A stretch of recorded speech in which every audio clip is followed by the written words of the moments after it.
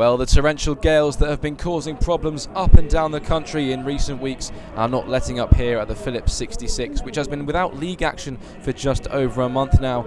And the last time the National League North had a presence here, Leamington saw out a 0-0 stalemate with Gateshead to earn a well-fought point against the high-flying north-easterly side. No win in 7 league games has left Paul Holleran's men cautiously looking over their shoulders, with the gap between themselves and the drop zone reduced to 8 points, and sides beneath them looking to capitalise on Leamington's dip in form throughout the winter. 3 points are becoming like gold dust for the teams making up the bottom half of the table. Today sees the visit of Southport, who are experiencing some winter blues of their own. After a positive start to the campaign, the Sandgrounders are searching for just their second win in 11 league games as they find themselves 5 points adrift of the top 7 and desperate to keep up with the pace of the leading pack. The Merseysiders have edged Leamington in 4 of the last 5 meetings between the two sides, coming out 4-1 victors at Hague Avenue, with both of these sides looking to get some form under their belts in 2020. We're moments away from what promises to be an open and competitive affair here this afternoon.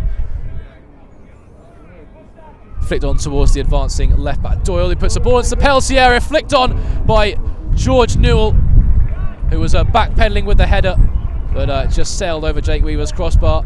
Weaver, the Leamington goalkeeper, was scrambling there.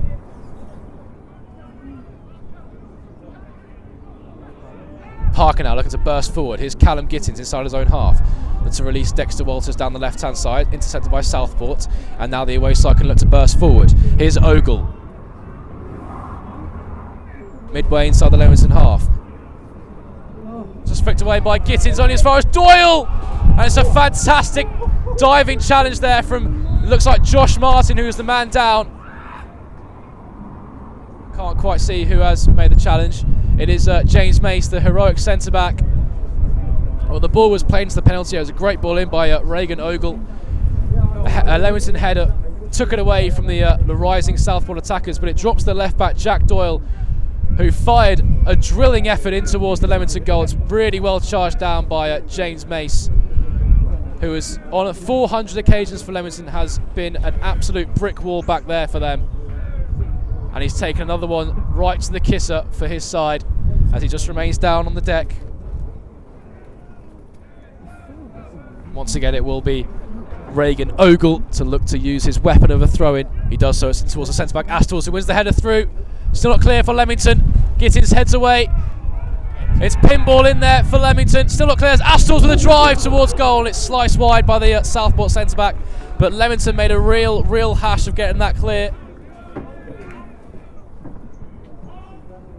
Centre-backs Lane and Mace will make their way up. Edwards as well, as it's a looping ball towards the penalty area. Hanford's come an awful long way and missed it. Still here for Leamington. It's Edwards who has been clattered in by the goalkeeper, as well as a Jack Saunders who appears down the deck as well. The free kick from Stephen Morley was looped in the air and hung up in the wind towards the edge of the penalty areas. Edwards rising with Jack Saunders on the edge of the 18-yard box. Daniel Hanford, the goalkeeper, came an awful long way. Didn't get any convincing contact on it. I think he collided more with Edwards than anyone else. Edwards was left in a heap inside the 18-yard box, and the referee was quite prompt to bring the game to a halt so Edwards could receive some treatment. He's got to his feet quite quickly, which is a promising sign for Leamington. And Southport, I think they'll be disappointed that they haven't been able to make their back 5 formation work as of yet in the way they wanted to. The wing fullbacks really haven't been able to get down the widths of the Leamington back line as a searching ball sent up towards it. Dexter Walters, and a shot comes in from Storer, but it's way wide of Hanford's goal. Nothing to worry about for the Southport goalkeeper.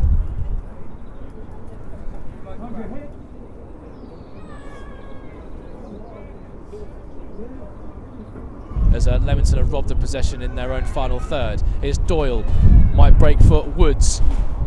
Bit congested on the edge of the Leamington penalty area as Doyle comes out with it. Doyle shapes to shoot, hits one, it's deflected, looping over Jake Weaver's crossbar, and has to be dealt with by the Leamington goalkeeper. Took a big ricochet which forced it looping over Jake Weaver. Looked like it was going to clear the crossbar, but Jake Weaver had to make sure and just tipped it over his own goal. That'll be Stephen Morley standing over this set piece.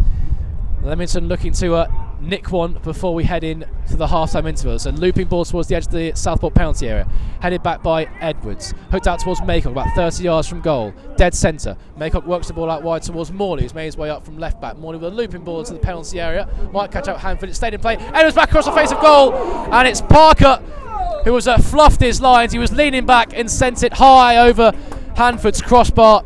Well, drama at the end of this first half. A looping ball from Stephen Morley into the Southport penalty area. Hanford was pretty confident that it was heading out of play behind his goal, but Edwards had other ideas, keeping it in play on the byline and heading across the face of goal. And Parker, under pressure from two Southport bodies, could only put his effort high over the crossbar. So at the break, it's a stalemate here at the Phillips 66.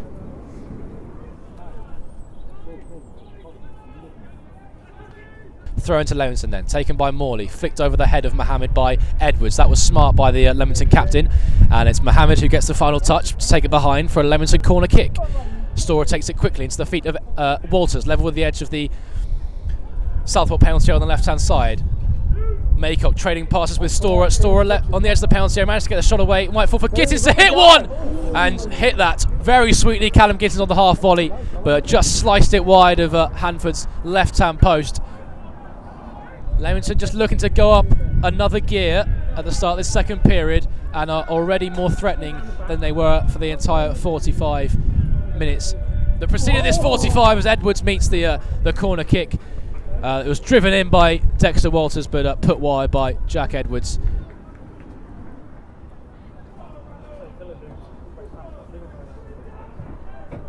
In by Buress, headed on by Newell. Astles at the back post, heads it back across goal, dealt with by Leamington. And more up than out by the breaks as it falls on the edge of their own penalty area. Sampson with an acrobatic effort on goal with his back to Jake Weaver with left-footed orange boots, but it sails over the crossbar. And again, Leamington survive another onslaught on their penalty area. Leamington 0, Southport 0. Just under 15 minutes remain here at the Phillips 66. Leamington 0, Southport 0. Can one of these sides find an opener here? Flicked on by Astles inside the penalty area. Blazed towards goal by... it was George Newell, but it was high and wide. No worry for Jake Weaver as Newell took on the effort while falling to the ground inside the penalty area and sort of sliced at the effort in the end.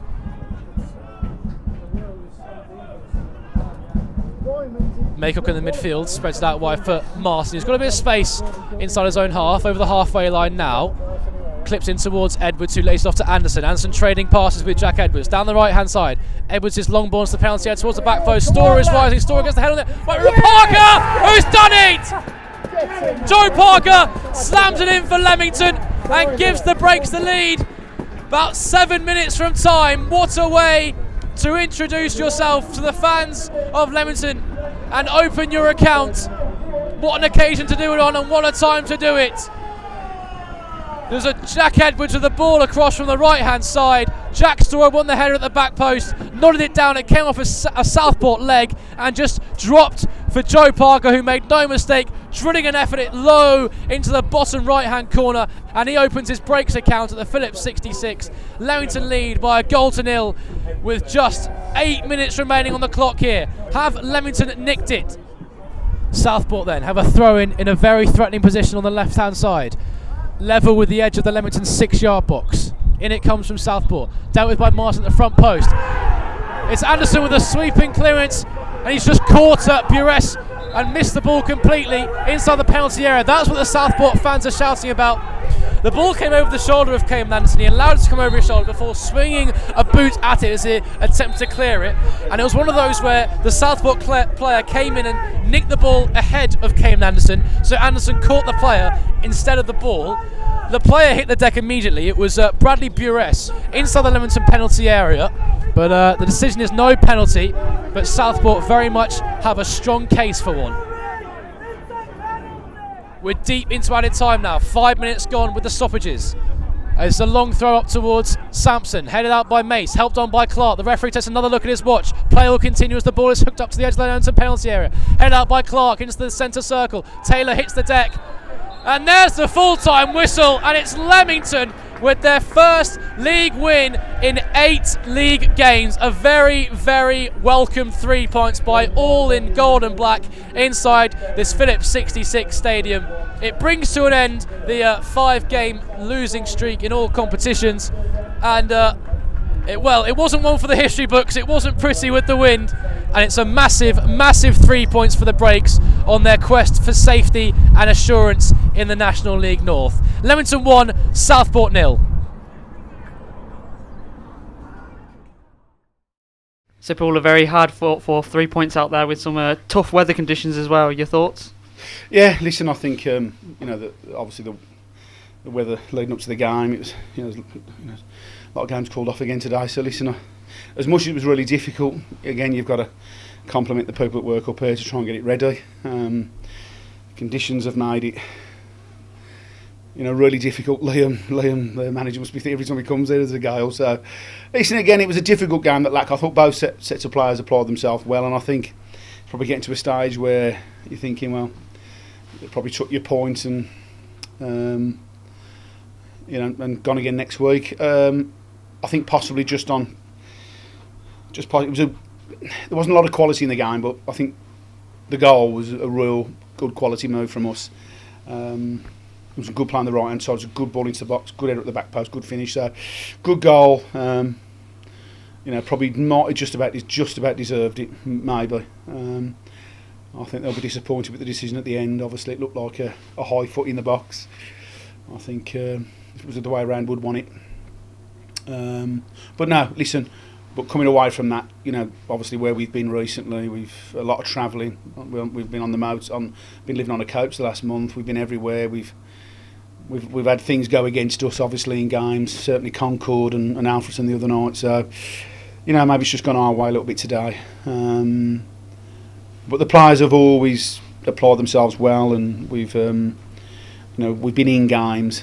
Sadly, come out the wrong end of the odd ones and twos.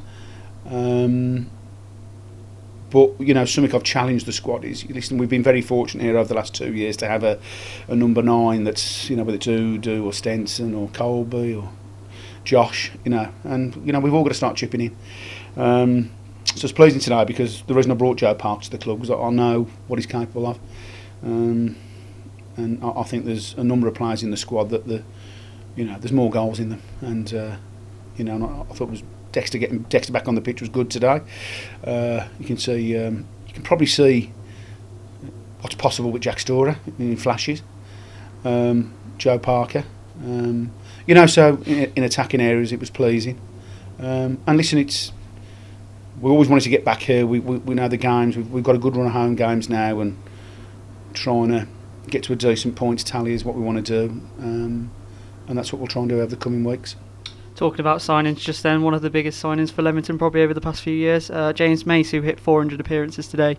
Your thoughts on that one? Well, listen, I think at this level, I think I brought him in the second summer I was here, and we were aware of James, that he'd been at Atherstone and Hinckley and whatever. Just trying to recall it, and listen. Would you sign a better player? I think I've had some friends of mine watch us recently that have been at work, and they've probably watched quite a few games of Leamington, and they've said you don't realise how important Mace is to you until we've watched more games. I think every centre half that's been at the club has always said, I want to play with Mace, because of his pace and everything. But listen, you watched him again today, didn't you? He's 35 years of age. He's just an absolute dream, and I think it'd be a rare thing now, sadly, especially at these levels, to have players that are so loyal, play this amount of games. He's never injured. He loves the club, and the pleasing thing for all of us is that I think there's more games in him. So listen, he's not far away from Leamington's all-time record. No, I think, as you said, without doubt, people talk about, and listen, some of the young lads we've had that have gone into full-time football's been brilliant, but I'd certainly put him top of the list, James Mace. Yeah.